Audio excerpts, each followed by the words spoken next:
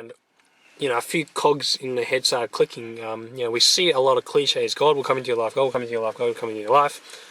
God is love. He'll come into your life. God is love. He'll come into your life. Love will come into your life. If God is love, God is love, love will come into your life. Boom, made sense for the first time. And like, okay, well, that ticked something off on the list. And the second half of that sentence was, wash my slate clean.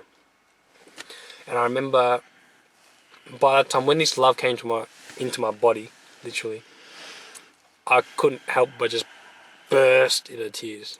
He rarely cries. I cry. No, but the entire time I've known Jeremy is when he cried when he was younger, when he got hurt. He's a very strong man.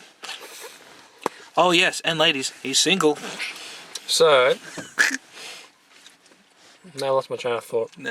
What you were saying? Yes, I cried, and this was like not whimpering tears. He was like, no, okay, maybe not extreme, but it was like full on joy, cries of joy, and cries of, I guess, sorrow as well, in the sense that I really now acknowledge what I've been missing out on with God and what I could have had years ago, and it was just a combination of a lot of different emotions happening, and I realized also at the same time it was like the sins of my life, my former life, were being washed away.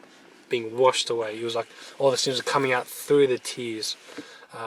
Just being cleansed. I was being cleansed of my old self, and that another cog in my head clicked as well. Like God will wash your slate clean. He'll forgive you of your sins and wipe off the past sins. Tick. That made sense now. And so after I prayed the prayer, after this prayer, wash my slate clean, come into my life, make me new again, a new person in God, a new person spiritually. I opened my eyes for the first time from after that prayer, and it was watery as anything. I cried and all these tears, and it's not exactly the most clearest vision after you've cried because you're got tears. But I remember opening my eyes for the first time, looking at the audience, looking at the whole auditorium of people, and although it was the same crowd and whatnot, it was like my peripheral vision had just been like pulled out that much, and I was seeing something pure, seeing something different, seeing something just pure, seeing something that was on a different level of physical realm.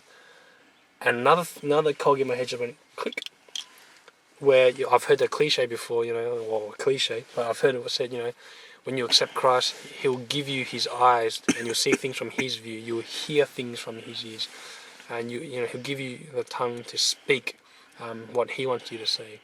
And I realized I was, in a sense, seeing what He was seeing for the first time, seeing things from on a spiritual level,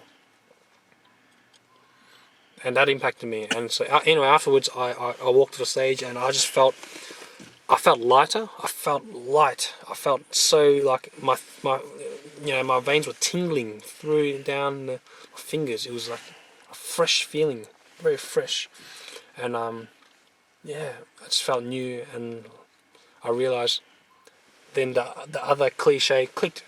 You'll be born again. Obviously, we've heard that a lot. It sounds weird. It sounds a bit freaky even.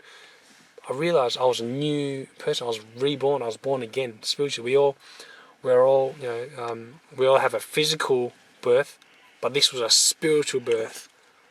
And a lot of people aren't spiritually reborn, and so that's what I felt. I was born again, and that's when I really understood that meaning of being born again.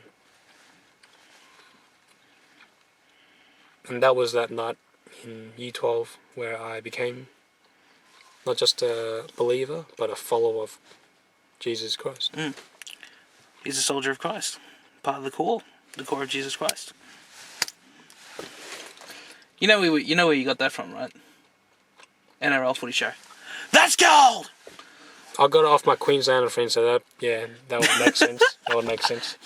That's gold. Fatty Fortin, if you're watching, mate, that's gold. Well, it was gold. The chief. No, it was the chief who started doing We actually went to Queensland on This was in Universal Studios in America. I was with all these Queenslanders. And you know how they take your photo when you're going to Anfield? Yeah, and you're looking crazy. Yeah. We all decided the second time we're going to get used to the ride, so we're not going to go crazy. We're going to go, that's gold, and get everyone to go, that's gold, when they take the photo. And we did it. It was awesome. See everyone like, it's really funny. It was awesome. Okay, well, that's James' testimony there. So part 2 of my testimony next time. There's more? Yeah, well, your testimony is always now, well, how's your life afterwards? Oh, yeah, good point. Anyway. There's a what was your life before, what happened, and what was your life afterwards. Yeah, alright. Yep.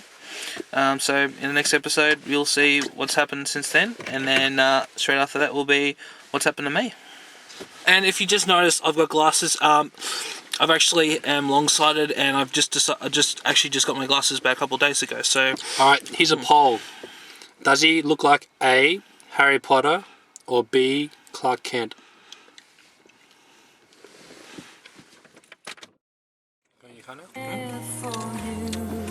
What are we? What? Phantom of the Opera. Can't you tell? It's Phantom of the Opera. Never seen that show in my life. Wait, hold on. Phantom of the Opera. Wait. Wait, hold on. No. Oh. The kid is not my son. Oh, come on. Wait. We're gone.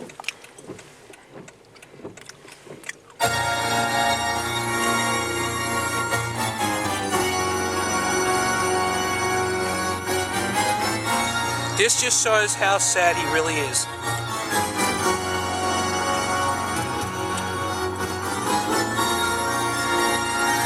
And enough.